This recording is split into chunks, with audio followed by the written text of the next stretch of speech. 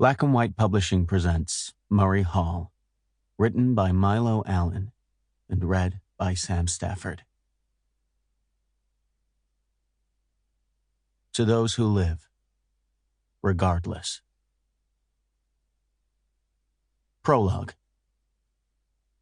C.S. Pratt's Bookstore, 161 6th Avenue, 21st of January, 1897, 3 p.m. The tall man in the black frock coat and polished shoes was lingering. He hovered outside the storefront, now with one foot on its stone doorstep, now back out on the frosted sidewalk, his breath forming clouds around him. He was dressed in a navy blue three-piece suit, with a starched high collar and deep burgundy necktie. On his head was a top hat, which he touched unheedingly as people made their way about him, hardly glancing in his direction. The frost made Manhattan sparkle that Thursday, although few were so idle as to stop to look at the bright, cloudless sky as it wrapped around the city's skyline, or to appreciate the low sun as it illuminated the gold lettering embossed on the store's large window, which read, C.S. Pratt, Bookseller. He knew he was drawing more attention to himself idling on the pavement than he would if he simply stepped inside, but he could not yet quite commit himself to entering such a place. To those in the know, particularly in his line of work, C.S. Pratt's was the place to come if you had a request for an unusual title. The bookseller stocked all the run-of-the-mill biographies and popular romance novels, but further into the depths of the place, past the well-lit shelves by the window and into its darker, dustier corners, one could find texts that were banned or rejected elsewhere, books imported from Europe or discreetly ordered by special arrangement. It was for this reason that the man was so hesitant to step inside. It was one thing if it was for an investigation.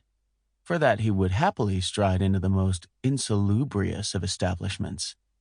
But if a colleague from the Times were to see him here, he would have no real reason for his presence other than personal curiosity.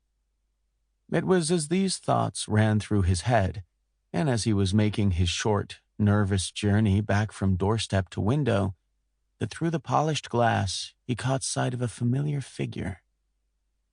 Behind the displays of the latest releases and rare editions, obscured slightly by the gold of the window lettering, he could make out the silhouette of a small man in a bowler hat and slightly shabby, oversized coat, his back turned.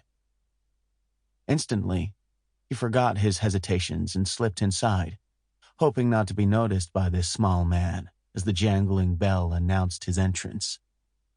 Inside, the shop was warm, musty, and subdued, its expanse of wooden floors populated by only a few patrons on this cold day.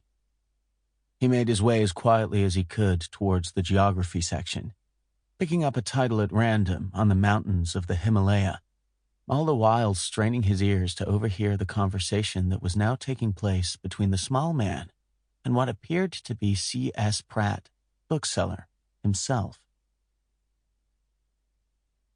The shabbily overcoated man tapped on the floor with his blackthorn cane. The book on top of the pile was one he had pursued just moments before. The image he had seen inside its pages, a monochrome plate showing cancer cells, had rattled him, stirring something in his chest as if someone were pinching at his flesh. The bookseller's words added to that feeling of being prodded and irritated. "Can't let you have all these.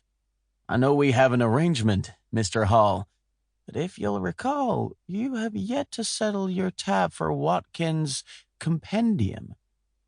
And that was a first edition. This is a business, and a book-selling business at that, not a public library." The bookseller was broad-shouldered, a light blonde beard shadowing his muscular jaw. He looked more like a bartender than a scholar. His substantial arms were folded in front of him as he addressed Mr. Hall, but his tone was playful. "Damn you, Pratt. Sample complete. Ready to continue?